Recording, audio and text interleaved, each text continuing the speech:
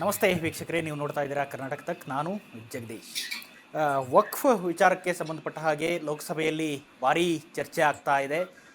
ಕೇಂದ್ರ ಸಚಿವ ಕಿರಣ್ ರಿಜಿಜು ಅವರು ಇವತ್ತು ವಕ್ಫ್ ಅಮೆಂಡ್ಮೆಂಟ್ ಬಿಲ್ 2024 ಮಂಡಿಸಲಿಕ್ಕೆ ಹೊರಟಿದ್ದಾರೆ. ಇದೇ ವಿಚಾರ ಈಗ ಒಂದು ಪ್ರತಿಪಕ್ಷಗಳ ನಡುವೆ ಒಂದಿಷ್ಟು ಗದ್ದಲಕ್ಕೂ ಮತ್ತು ವಕ್ಫ್ ಆಸ್ತಿ ಅಂದರೆ ಏನು, ವಕ್ಫ್ ಮಂಡಳಿಗೆ ಯಾಕೆ ಬದಲಾವಣೆಯನ್ನ ತರೋದಕ್ಕೆ ಹೊರಟಿದ್ದಾರೆ, ಇದೆಲ್ಲದರ ಬಗ್ಗೆ ಮಾತನಾಡೋದಕ್ಕೆ ನಮ್ಮ ಜೊತೆ ಬಿಜೆಪಿ ಮುಖಂಡರಾದಂಥ ಹಿರಿಯ ಮುಖಂಡರು ಅನ್ವರ್ ಮಾನಪಾಡಿ ಅವರು ನಮ್ಮ ಜೊತೆ ಇದ್ದಾರೆ. ಅನ್ವರ್ ಮಾನಪಾಡಿ ಅವರೇ, ಕಾರ್ಯಕ್ರಮಕ್ಕೆ ಸ್ವಾಗತ ತಮಗೆ. ನಮಸ್ತೆ. ಎಸ್ ಸರ್, ವಕ್ಫ್ ವಿಚಾರದಲ್ಲಿ ಒಂದಿಷ್ಟು ಚರ್ಚೆ ಆಗ್ತಾ ಇದೆ. ಬದಲಾವಣೆ ಮತ್ತೆ ಅಮೆಂಡ್ಮೆಂಟ್ ಅನ್ನ ತರಬೇಕು ಅನ್ನುವ ಬಿಲ್ ಅನ್ನ ಮಂಡಿಸಲಿಕ್ಕೆ ಸಿದ್ಧತೆ ನಡೆದಿದೆ. ಈ ಬಗ್ಗೆ ನಿಮ್ಮ ಫಸ್ಟ್ ರಿಯಾಕ್ಷನ್? ನಾನು ಒಂದು ಪ್ರಶ್ನೆ ಇಚ್ಛಿಸ್ತೇನೆ. ಇಲ್ಲಿ ತನಕ ಅಮೆಂಡ್ಮೆಂಟ್ ಇಲ್ಲದೆ ಯಾವ ರೀತಿಯಲ್ಲಿ ವಕ್ಫ್ ಬೋರ್ಡ್ ಅವರು ಈ ಬಡ ಮುಸ್ಲಿಮರಿಗೆ ಸ್ಪಂದಿಸಿದ್ದಾರೆ, ಯಾವ ರೀತಿಯಲ್ಲಿ ಹೆಣ್ಮಕ್ಳಿಗೆ ಸ್ಪಂದಿಸಿದ್ದಾರೆ ಮಾಡಿಲ್ಲ. ಇಲ್ಲಿ ತನಕ ವಕ್ಫ್ ಬೋರ್ಡ್ ಅಂದ್ರೆ ದೊಡ್ಡ ಒಂದು ಕೂಪ, ದೊಡ್ಡ ಒಂದು ಭ್ರಷ್ಟಾಚಾರದ ಕೂಪ ಆಗ್ಬಿಟ್ಟಿದೆ. ಅದು ಅಲ್ಲಿ ನಡೆಯೋ ಭ್ರಷ್ಟಾಚಾರ ಇಲ್ಲಿಯೂ ನಡೆಯಲ್ಲ. ಈಗ 12 ವರ್ಷ ಮುಂಚೆ ನಾನೊಂದು as A minority commission chairman ನಾನೊಂದು ರಿಪೋರ್ಟ್ ಕೂಡ ಕೊಟ್ಟಿದ್ದೆ. ಆ ರಿಪೋರ್ಟ್ ಅನ್ನು ಅವರಿಗೆ ತಲೆದಿರ್ಲಿಕ್ಕೆ ಅವರ ಹಣ ಬಲ, ಅವರ ತೋಳು ಬಲದಿಂದ ಅದನ್ನು ಬ್ಲಾಕ್ ಮಾಡಿಕೊಂಡೇ ಬಂದಿದ್ದಾರೆ. ಅಮೆಂಡ್ಮೆಂಟ್ ಇಲ್ಲದೆ ಇದ್ದ ವಕ್ಫ್ ಬೋರ್ಡ್ ಇರಬೇಕಾದ್ರೆ ಯಾವ ರೀತಿಯಲ್ಲಿ ಅವರು ಬಹಳ ಮುಸಲ್ಮಾನಿಗೆ ಸ್ಪಂದಿಸಿದ್ದಾರೆ ಮಾಡಿಲ್ಲ. ಅದ್ ಯಾಕಂದ್ರೆ ಯಾವ ರಿಪೋರ್ಟ್ ಕೊಟ್ಟರು ಅವ್ರು ಯಾವ್ದೋ ಕಾರ್ಡ್ ಹಾಕ್ಬಿಟ್ಟು ಅದು ತಳ್ಳಿ ಹಾಕ್ತಾ ಇದ್ದಾರೆ. ಈಗ ನಾನು ಕೊಟ್ಟ ರಿಪೋರ್ಟೇ ಸುಪ್ರೀಂ ಕೋರ್ಟ್ ಗೆದ್ದು ಬಂದಿದೆ. ಆದ್ರೂ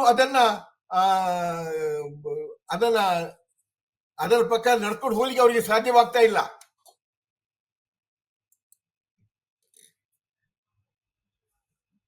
ಅದಕ್ಕೆ 2-3 ಕಾರಣಗಳಿವೆ. ಒಂದು, ಅವರಿಗೆ ಸಿಗುವ ದುಡ್ಡು ಹೋಗ್ಬೋದು. ಮತ್ತೊಂದು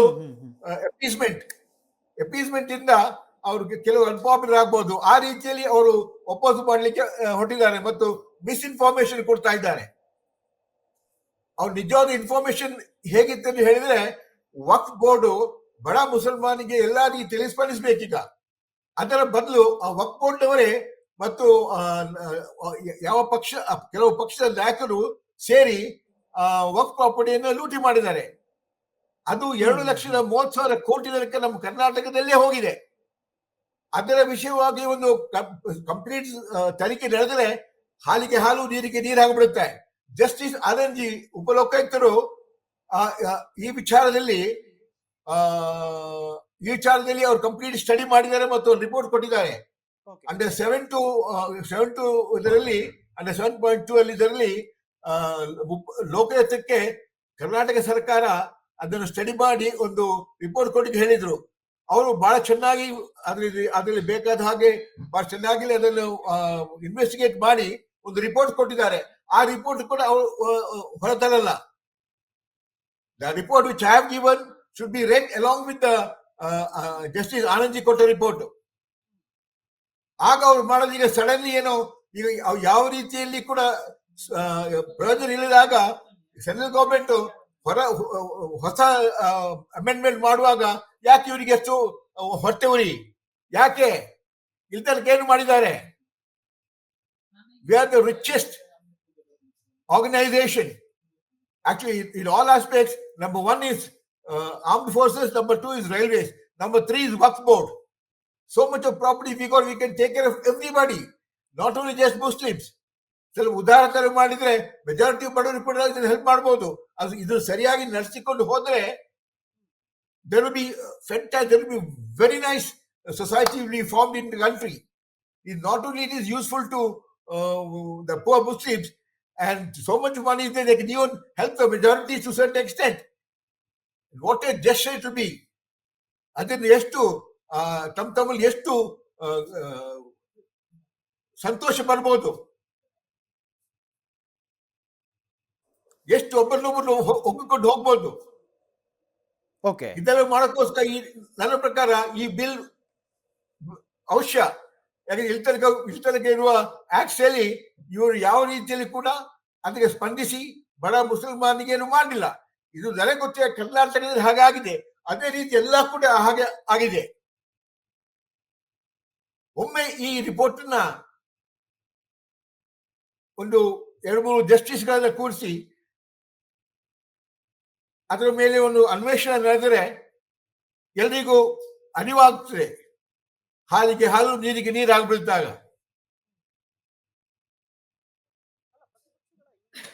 ಪ್ರಮಾಣದಲ್ಲಿ ವಿರೋಧಿಸೋಕ್ಕೆ ಮುಖ್ಯ ಕಾರಣ ಏನು ಅಂತ ಅನ್ಸುತ್ತೆ ನಿಮಗೆ? ಯಾವುದು ಕಮೆಗೆ? ಪ್ರತಿಪಕ್ಷಗಳು ಇಷ್ಟೊಂದು ದೊಡ್ಡ ಪ್ರಮಾಣದಲ್ಲಿ ಇದನ್ನ ವಿರೋಧಿಸೋಕೆ ಕಾರಣ ಏನು ಅಂತ? ಪ್ರತಿಪಕ್ಷಗಳು ರೂಲಿಂಗ್ ಪಕ್ಷದವರು ಏನಾದ್ರು ಯಾವ ಬಿಲ್ ತಂದರೂ ಅವರು ಬಹಳ ಅಪೋಸ್ ಮಾಡ್ತಾರೆ.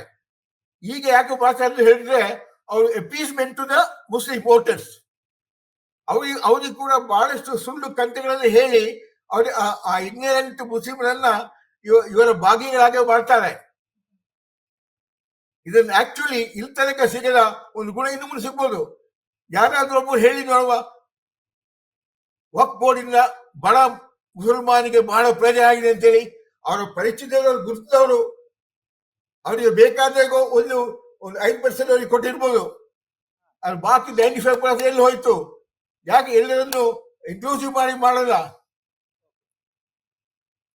ಆದ್ರಿಂದ ಈ ಬಿಲ್ ಒಂದು ಹೇಳ್ತೇನೆ ನಾನು, ಈ ಬಿಲ್ ಬಂದ ನಂತರ ಮುಂಚೆ ಏನಿತ್ತು ಅದಕ್ಕಿಂತ ಡೆಫಿನೆಟ್ಲಿ ಸ್ವಲ್ಪ ಇಂಪ್ರೂವ್ಮೆಂಟ್ ಆಗೇ ಆಗುತ್ತೆ. ವಕ್ಫ್ ಬೋರ್ಡ್ ಚೆನ್ನಾಗಿ ನಡೆಸಿಕೊಂಡು ಹೋಗ್ಲಿಕ್ಕೆ ಒಂದು ಅವಕಾಶ ಕಲ್ಪಿಸಿಕೊಟ್ಟಾಗ ಆಗುತ್ತೆ.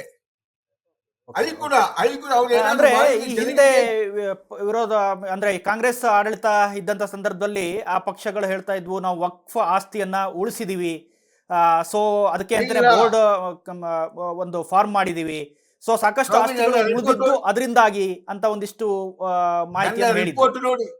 ನನ್ನ ರಿಪೋರ್ಟ್ ನೋಡಿ, ಆ ರಿಪೋರ್ಟ್ ಅಲ್ಲಿ ದೊಡ್ಡ ದೊಡ್ಡ ನಾಯಕರೇ ಅದನ್ನ ಲೂಟಿ ಮಾಡಿದ್ದಾರೆ. ನೀವು ಯಾರ ಹೆಸರು ಹೇಳ್ತೀರಾ ಅವರು ಅಲ್ಲಿ ಲೂಟಿ ಮಾಡಿದ್ದಾರೆ.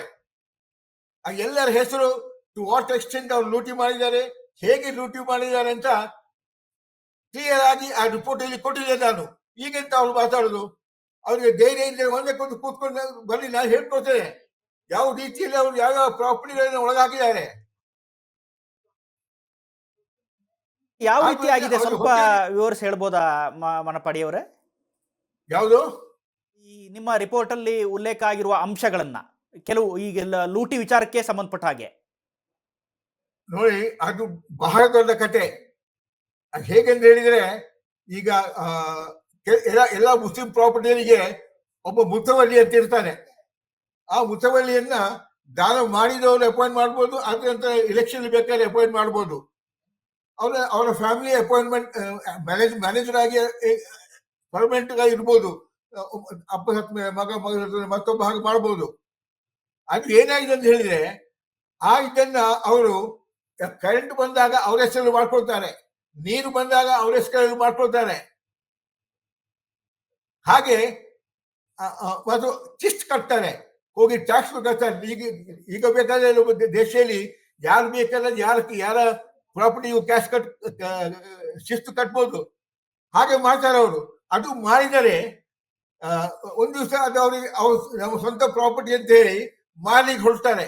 ಮಾರ್ಲಿಕ್ಕೆ ಹೊರಟಾಗ ಸಬ್ಮಿಸ್ಟರ್ ಹೇಳ್ತಾರೆ, ಅಯ್ಯೋ ಸ್ವಾಮಿ, ಇದು ನಿಮ್ಮ ಪ್ರಾಪರ್ಟಿ ನಿಮ್ಗೆ ಮಾಡ್ಲಿಕ್ಕೆ ಸಾಧ್ಯ ಇಲ್ಲ, ಇದು ವಕ್ಫ್ ಬೋರ್ಡ್ ಅಂತ ಹೇಳಿ. ಆಕ್ಚುಲಿ ವಕ್ಫ್ ಬೋರ್ಡ್ ಕೂಡ ಚಾನ್ಸ್ ಇಲ್ಲ. ಅದು ಇವರು ವಕ್ಫ್ ಬೋರ್ಡ್ಗೆ ಹೋಗಿ ಹೇಳ್ತಾರೆ, ಈಗಿಂತ ಪ್ರಾಪರ್ಟಿ ನಾನು 50 ವರ್ಷದಿಂದ ನೋಡ್ತಾ ಇದ್ದೇನೆ, ಹೀಗಿದೆ ಅಂತ ಹೇಳಿ. ನಿನಗೆ ಧರ್ಮಕ್ಕೆ ಸಿಕ್ಕು, ನಿನಗೆ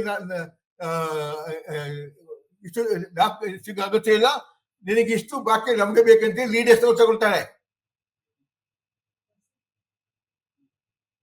ಹೀಗೆ 1 by 1 ಪ್ರಾಪರ್ಟಿನ. ಮತ್ತು ಕೆಲವೊಮ್ಮೆ ಒಳ್ಳೆಯವರು ಯಾರು ಸಿಕ್ಕಿದೆ ಅವ್ರು ಕೊಟ್ಟ ಪ್ರಾಪರ್ಟಿ ಮೇಲೆ ಕೋರ್ಟಿಗೆ ಹೋಗ್ತಾರೆ. ಕೋರ್ಟಿಗೆ ಹೋದಾಗ ವಕ್ಫ್ ಬೋರ್ಡ್ ಅದನ್ನು ಚಾಲೆಂಜ್ ಮಾಡಬೇಕು. ವಕ್ಫ್ ಬೋರ್ಡ್ನ ಲಾಯರ್ ಹೋಗಿ ಇದು ತಪ್ಪು ಬಾರ್ಬಾರ್ದು ಹೇಳಬೇಕು. ಅದಕ್ಕೆ ಏನು ಮಾಡ್ತಾರೆ, ವಕ್ಫ್ ಬೋರ್ಡ್ ಕೇಸಿಗೆ ಹೋಗಲ್ಲ, ಅಟೆಂಡೇ ಆಗಲ್ಲ, ಅದು ಸುಬೋಟು ಆಗ್ಬಿಡುತ್ತೆ, ಕಳ್ಳ ಕೈ ಸೇರುತ್ತೆ. ಕೋರ್ಟ್ಗೆ ಅಟೆಂಡ್ ಆಗಲ್ಲ ನಮ್ಮ ಹತ್ರ ಹೇಳಿದ್ರಿ, ಅವ್ರ ಉದ್ದೇಶ ಏನು ಹಾಗಾದ್ರೆ? ಅದೇ ಉದ್ದೇಶ ಏನಂತ ಹೇಳಿದ್ರೆ, ಇದನ್ನು ಅಪೋಸ್ ಮಾಡಬೇಕಾದ್ರು ಬಾಧಿಸಿದರೆ ಅವ್ರು ಕಡೆಗೆ ಸುಮೋಟ ಜಡ್ಜ್ಮೆಂಟ್ ಕೊಡ್ತಾರೆ. ಅದು ಅವ್ನು ಯಾರು ಮಾಡಿದಾನೋ ಅವನಿಗೆ ಒಳ್ಳೆದಾಗ್ತದಾಗ ಆ ದುಡ್ಡನ್ನ ಎಲ್ಲರೂ ಶೇರ್ ಮಾಡ್ಕೊಳ್ತಾರೆ. ಹಾಗೆ ಕೂಡ ಇದು ಬಹಳಷ್ಟು ವಿಧಗಳಿವೆ, ಬಹಳಷ್ಟು ವಿಧಗಳಿಂದ ಅವರು ಲೂಟು ಮಾಡ್ತಾರೆ. ಇದು ಎರಡು ಹೇಳಿದ ಏನು ಹೇಳಿದ್ರೆ ಅದು ಬೇರೆ ಬೇರೆ ಇದೆ. ಕೂಡ ಇದನ್ನ ಒಂದಿಷ್ಟು ಆರ್ಟಿಕಲ್ ಮೂಲಕ ಉಲ್ಲಂಘನೆ ಆಗುತ್ತೆ ಅಂತ ಹೇಳಿದ್ದಾರೆ. ಆರ್ಟಿಕಲ್ 14, 15 ಹಾಗೆ 25 ಉಲ್ಲಂಘನೆ, ಮುಸಲ್ಮಾನ ವಿರೋಧಿ ಹಾಗೂ ರಾಷ್ಟ್ರವನ್ನ ವಿಭಜಿಸುವಂತ ಪ್ರಯತ್ನ ಅಂತ ಹೇಳಿದ್ದಾರೆ. ಇದ್ರ ಬಗ್ಗೆ ನಿಮ್ಮ ಅಭಿಪ್ರಾಯ? ಯಾವಾಗ ಯಾವ್ದಾದ್ರು ಒಂದು ಆಕ್ಟ್ ಅದು ಜನರಿಗೆ ಉಪಯೋಗವಾದ್ರೆ ಅದನ್ನು ಖಂಡಿತ ಮಾಡಬೇಕು. ಅದೊಂದು ಒಳ್ಳೆ ಸರ್ಕಾರದ ಕೆಲಸ. ಈ ಹೊಸ ಅಮೆಂಡ್ಮೆಂಟ್ ಬಂದ ನಂತರ ಅದು ಬಹಳಷ್ಟು ಮಂದಿಗೆ, ಈ ಮಾಫಿಯಾಗಳಿಗೆ ಕಷ್ಟವಾಗ್ಬೋದು. ಇಲ್ಲಿ ತನಕ ಯಾವ ರೀತಿಯಲ್ಲಿ ಸ್ಪಂದಿಸಿದ್ದಾರೆ, ಈಗ ಯಾಕೆ ಅವರು ಆ ಹಳೆಯ ಆಕ್ಟ್ ಹಿಡ್ಕೊಂಡು ಯಾವ ರೀತಿ ಸ್ಪಂದಿಸಿದ್ದಾರೆ? ಯಾವ ರೀತಿ ಸ್ಪಂದಿಸಿಲ್ಲ. ಎಲ್ಲ ಒಬ್ಬೊಬ್ಬರು ಲೀಡರ್ಸ್ಗಳು, ಒತ್ಬೋದವರು ಎಲ್ಲ ದುಡ್ಡು ಮಾಡ್ಕೊಂಡು ಹೋದವರೇ. ಈಗ ಅದನ್ನು ಮಾಡಕ್ಕೆ ಸಾಧ್ಯವಿಲ್ಲ. ಅಂತ ಅಮೆಂಡ್ಮೆಂಟ್ ಅನ್ನು ತರಲೇಬೇಕಾಗುತ್ತೆ. ಅದು ಆಮೇಲೆ ಒಂದು ವರ್ಷದೊಳಗಡೆ ಇಡೀ ಪಬ್ಲಿಕ್ ಕೂಡ ಗೊತ್ತಾಗುತ್ತೆ ಮುಂಚೆ ಎಷ್ಟು ಸಿಕ್ತಿತ್ತು ಅವರಿಗೆ, ಬಡವರಿಗೆ ಈಗ ಎಷ್ಟು ಸಿಗುತ್ತೆ ಅಂತ ಹೇಳಿ. ಅಷ್ಟೊಂದು ಧೈರ್ಯ ನನಗಿದೆ. ಓಕೆ, ಅನುಕೂಲಗಳನ್ನೇ ನೋಡೋದಾದ್ರೆ ಒಂದೆರಡು ಪಾಯಿಂಟ್ ಮಾಡೋದಾದ್ರೆ ಯಾವ ರೀತಿಯ ಮುಖ್ಯ ಅನುಕೂಲಗಳು ಅಂತ? ಮುಖ್ಯ ಅನುಕೂಲ ಅಂದ್ರೆ ಇದೀಗ ಒಂದು ಸುಪ್ರೀಂ ಕೋರ್ಟ್ ಒಂದು ಆಜ್ಞೆ ಇದೆ, once A walk is always A walk ಅಂತ ಹೇಳಿ.